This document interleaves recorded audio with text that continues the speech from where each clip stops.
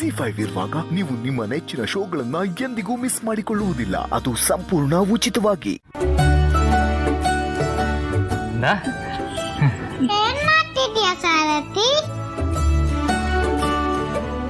ಏನಿಲ್ಲ ಪುಟಾಣಿ.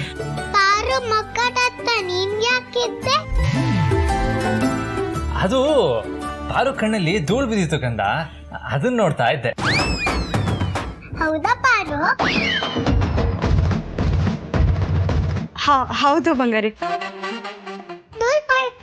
ಹೋಯ್ತು.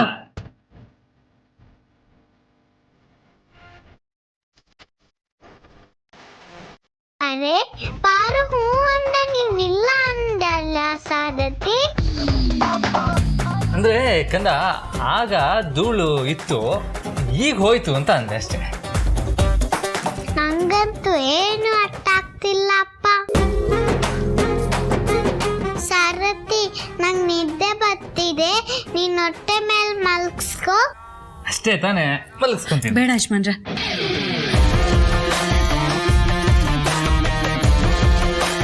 ಪುಟಾಣಿನ ನೀವು ಮಲಗಿಸ್ಕೋಬೇಡಿ.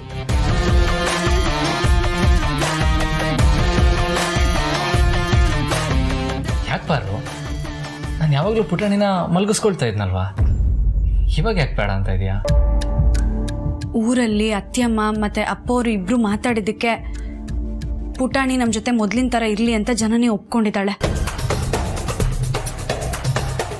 ಅಲ್ಲದೆ ಇವತ್ತು ತಿನ್ಸು ಅಂತ ಹೇಳಿದಾಗ ಜನನಿ ಏನೂ ಮಾತಾಡದೆ ಸುಮ್ಮನೆ ಇದ್ಲು. ಜನನಿ ಆಫೀಸಿಗೆ ಹೋದಾಗ ನಾವು ನಮ್ಮ ಪುಟಾಣಿ ಜೊತೆ ಸಾಕಷ್ಟು ಕಾಲ ಕಳಿಬೋದು ಯಜಮಾನ್ರೆ.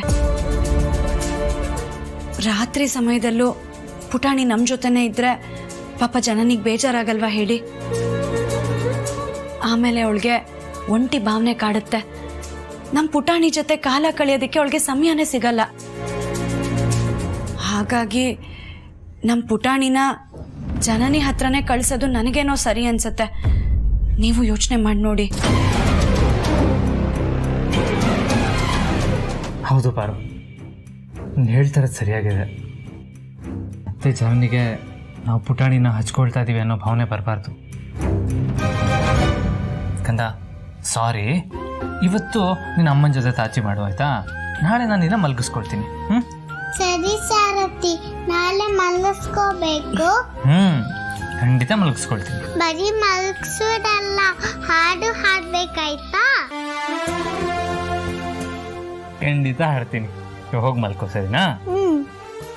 Good night Sarathi. Good night Paru. Good night ಕಂದ.